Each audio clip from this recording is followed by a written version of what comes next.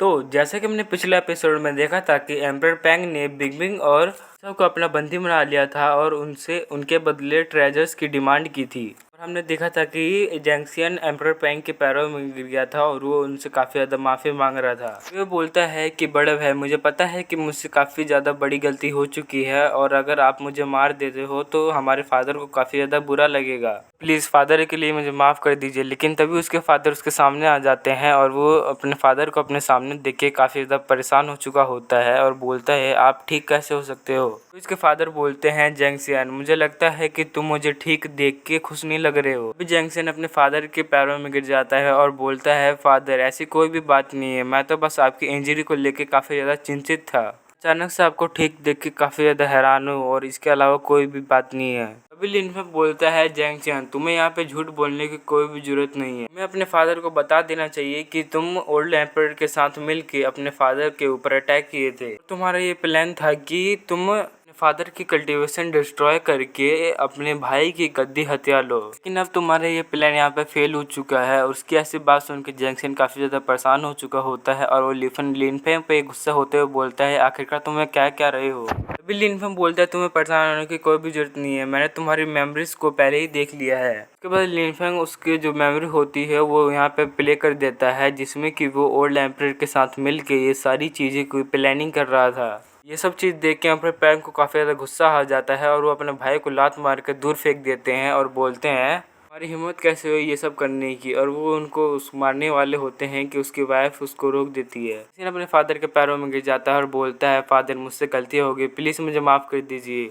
देख के उसके फादर को काफ़ी ज़्यादा गुस्सा आता है और उसको मारने वाले होते हैं, लेकिन वो अपना मन बदल के पीछे मुड़ जाते हैं और फिर वो एम्परर पैंग से बोलते हैं, बेटा, यहाँ पे जो गद्दारों को सज़ा दी जाती है वो इसको दे दो। अपने फादर की बात मान के एम्परर पैंग अपने एक ही पावरफुल पंच में अपने भाई को जान से मार देते हैं। यहाँ पे एक ईगल सोल्जर आ जाता है और जैंक्सियन की बॉडी उठा के यहाँ से चला जाता है। नेक्स्ट सीन में हमें पैंग फैमिली के होल का सीन दिखाया जाता है, जहाँ पे कि सभी लोग पार्टी कर रहे होते हैं। अभी साउटेन के ग्रैंडफादर लिनफेंग को थैंक्स बोलते हैं और बोलते हैं, आपके वजह से जैंक्सियन का पर्दाफाश हो पाया है। साथ ही साथ आपने आइस पैंग फैमिली और गोल्डन पैंग फैमिली से फाइट करने में भी आपने हमारी मदद की थी, थैंक्स आपका। लिनफेंग उनकी ऐसी बातें सुनकर बोलता है, आपको थैंक्स बोलने की कोई भी ज़रूरत नहीं है। तभी एम्परर पैंग बोलते हैं, लिनफेंग, सच में तुमने हमारी काफ़ी ज़्यादा मदद की, लेकिन अफसोस पैंगसिंग और जिजिंग ने अपने बस यहाँ पे क्लोन बॉडी को ही भेजा था। उनकी रियल बॉडी इधर होती तो अगर उनकी कल्टीवेशन हम डिस्ट्रॉय कर देते तो उसके बाद हमारी पैंग फैमिली पूरी तरीके से सेफ हो जाती। फिर एम्परर पैंग बोलते हैं, फिर तो वो दोबारा से यहाँ पे अटैक करने के लिए आएंगे। तभी साउटन बोलता है, फादर, आपको टेंशन लेने की कोई भी ज़रूरत नहीं है, वो कितने पावरफुल होके आ जाए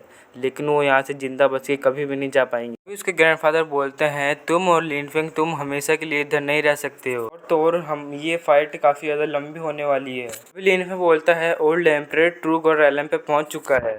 तो जिजिंग का क्लोन डिस्ट्रॉय होने से पहले बोल रहा था कि उसके फादर इसी फॉर्मेशन को रिफाइन कर रहे हैं, जिसको रिफाइन करने के बाद वो ट्रू गॉड रैलम के सेकंड लेवल पे पहुंच जाएंगे। इस बात को सुन के साउटन के ग्रैंडफादर काफ़ी ज़्यादा परेशान हो गए होते हैं। तभी लिनफेंग बोलता है, आपको परेशान होने की कोई भी ज़रूरत नहीं है, जब old emperor true God level के सेकंड लेवल पे पहुंचेगा तब वो हमारे ऊपर अटैक कर देगा। जब वो हमारे ऊपर अटैक करने आएगा तब तक में हम उसकी पूरी फैमिली को डिस्ट्रॉय कर देंगे। अभी साउटन बोलता है, मास्टर, ये तो सच में बहुत ही अच्छा आइडिया है। मैंने सुना है कि ओल्ड एम्परर के पास काफ़ी सारे ट्रेजर्स भी रखे हुए हैं और उसको मारने के बाद उसके सारे ट्रेजर्स को छीन लेंगे। फिर उसके फादर बोलते हैं, आइस पैंग और गोल्डन पैंग फैमिली ने मिलकर एक साथ हमारे ऊपर हमला कर दिया, फिर उसके बाद हमारे ऊपर दिक्कत पड़ सकता है, हम इससे कैसे बचेंगे। तभी साउटन बोलता है, इससे बचने के लिए मेरे पास एक बहुत ही अच्छा आइडिया है, क्यों ना आप जिंग और सिंह के पास एक लेटर भेजो। दोनों लोग उस जिनसाओ और बिग बिंग को बचाना चाहते हैं तो वो उनके बदले डिवाइन लिक्विड और मैजिकल हर्ब्स हमें देना पड़ेगा उनको। उसके बदले हम इन दोनों को छोड़ देंगे और उसके बाद हम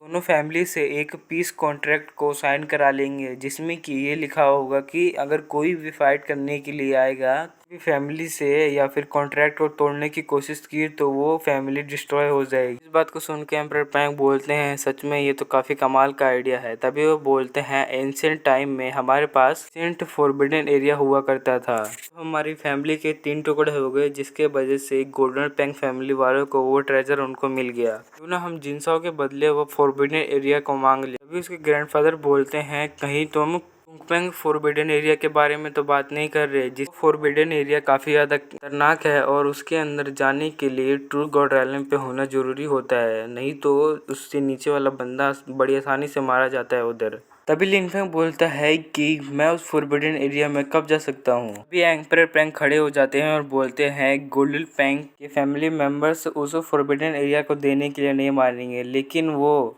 सर्टेन टाइम के लिए हमें वो अपना फॉरबिडन एरिया दे सकते हैं, लेकिन उनसे पूरे के पूरे 30 साल के लिए उनका फॉरबिडन एरिया अपने लिए मांग लेंगे। और उसके बाद जब 30 साल पूरे हो जाएंगे तो उसके बाद हमारे फैमिली मेम्बर में इतने ज़्यादा पावरफुल पर्सन आ जाएंगे कि हमारे अलावा कोई भी पावरफुल पर्सन बचेगा ही नहीं। तो और 30 सालों के अंदर कोई भी फैमिली मेम्बर उसमें नहीं जा सकता है। लिनफेंग को ये आइडिया काफ़ी ज़्यादा अच्छा लगता है। नेक्स्ट सीन में हमें पेंगसिंग को दिखाया जाता है, जो कि एक केव में बैठ के अपनी कल्टीवेशन को रिकवर कर रहा होता है, लेकिन वो अपनी इंजरी को हील नहीं कर पा रहा होता है क्योंकि उसने अपने हाथों से ही अपने क्लोन को डिस्ट्रॉय कर दिया था, जिस वजह से वो अब काफ़ी ज़्यादा घायल भी है। अपने मन में सोच रहा होता है कि मैंने कभी पूरी ज़िंदगी में नहीं सोचा था कि साउटियन अपने साथ इतने ज़्यादा पावरफुल पर्सन को लेके आ जाएगा। तो किस्मत ही ख़राब थी, मैं उससे फाइट करने के लिए चला गया। तभी एम्परर पैंग का वहाँ पे एक मैसेज आ जाता है। देखते ही वो काफ़ी ज़्यादा डर जाता है। उसका क्लोन बोलता है, पेंगसिंग अगर तुम अपनी बेटी को बचाना चाहते हो तो उसके लिए तुम्हें 10 बोतल डिवाइन लिक्विड और 10 बोतल मैजिकल हर्ब्स देने पड़ेंगे, 2000 डिवाइन स्टोन देने होंगे, इसी के बाद ही हम तुम्हारी बेटी को छोड़ेंगे। पेंगसिंग चिल्लाते हुए बोलता है कि एम्परर पैंग ये आप ठीक नहीं कर रहे, तो इसके लिए काफ़ी ज़्यादा पछताना पड़ेगा। एम्परर पैंग उसके पास में आ जाते हो और बोलते हैं, मुझे पता है कि तुम इनके भरोसे बैठे हुए हो, लेकिन मास्टर लिनफेंग ने जिजिंग के भी क्लोन को डिस्ट्रॉय कर दिया था, इस वजह से वो भी तुम्हारी तरह कहीं बैठ के अपनी इंजरी को हील कर रहा होगा, तो वो तुम्हारी कोई भी मदद नहीं कर पाएगा। जल्दी से जल्दी जो भी मैंने डिमांड की है उसका तुम इंतजाम कर दो। और तो और मैं तुम्हें ये भी कहना चाहता हूँ कि तुम्हारे पास बिल्कुल भी टाइम नहीं बचा है, क्योंकि मैं मास्टर लिनफेंग के साथ कभी भी तुम्हारी आइसपेंग फैमिली में आ सकता हूँ। बात को सुन के पेंगसिंग सभी मटेरियल्स को देने के लिए मान जाता है, तो और उसे बहुत ज़्यादा गुस्सा भी आ रहा होता है क्योंकि आइसपेंग फैमिली के सामने उसकी फैमिली कुछ भी नहीं है और वो टोकन को गुस्से में फेंक देता है। मैं भैंस के टैंक में इतना ज़्यादा खुश हो रहा था, भैंस की इस जिजिंग के चक्कर में मैं भी फंस गया, तो कमीना मरा ही मरा, मेरे को भी अपने साथ डुबा ले। तो जैसे कि मैंने थोड़ी देर पहले बताया था कि जिजिंग सिंह की तरह ही जिजिंग अपनी इंजरी को हील कर रहा होता है, कि उन्हें कितने भी कोशिश कर ले वो अपनी इंजरी को हील नहीं कर पा रहा होता है। तभी वहाँ पे एम्परर पैंग का मैसेज आ जाता है।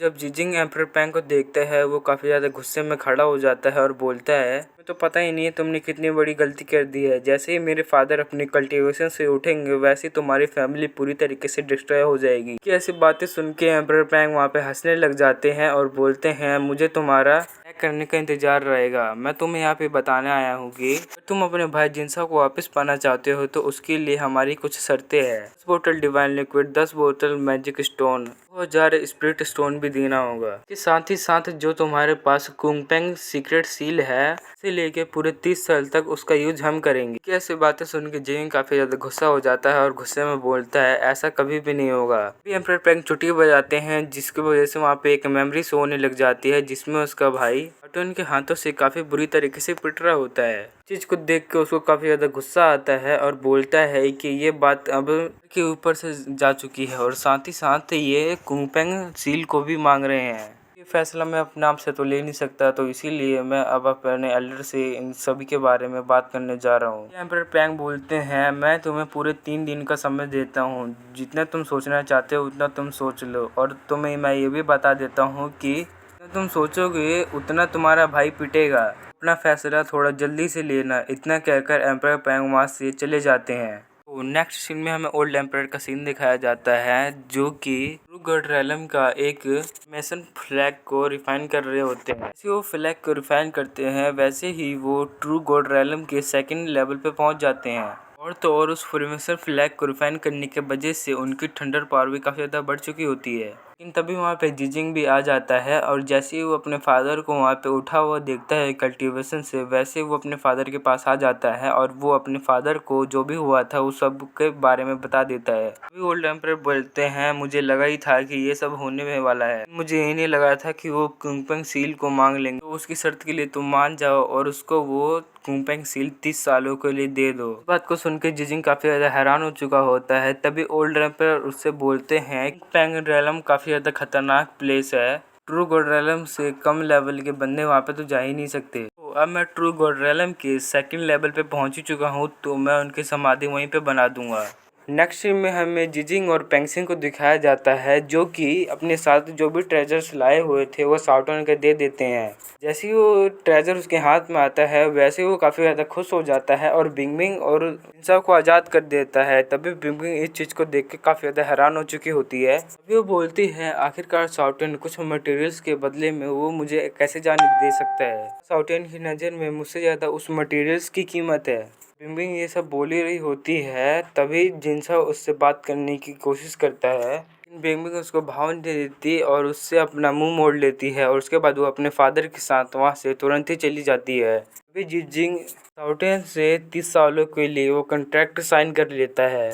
अभी शाओटिन जिनसा से मजे लेते हुए बोलता है, अगर तुम चाहो तो वापस से मेरी पेंग फैमिली में आ सकते हो। मेरे कैद खाने के दरवाजे हमेशा ही खुले रहेंगे और साथ ही साथ तुम्हारी वहाँ पे अच्छे से खातिरदारी भी होगी, जिससे कि मुझे और भी ट्रेजर्स तुमसे मिल पाएंगे। तभी जिनसा उससे काफ़ी ज़्यादा गुस्सा हो जाता है और उससे कुछ बोलने की कोशिश करता है, तभी उसका भाई उसे रोक देता है। उसके बाद वो अपने भाई के से जाने लग जाता है। तभी वो जाते जाते बोलता है, तुम बस देखते जाओ, बस थोड़ी दिन के बाद है, उसके बाद मैं भी तुम्हारी ऐसी ही हालत करूंगा, देखेंगे तुम्हारी हालत। तभी शाओटिन उसका और भी मजाक उड़ाने लग जाता है।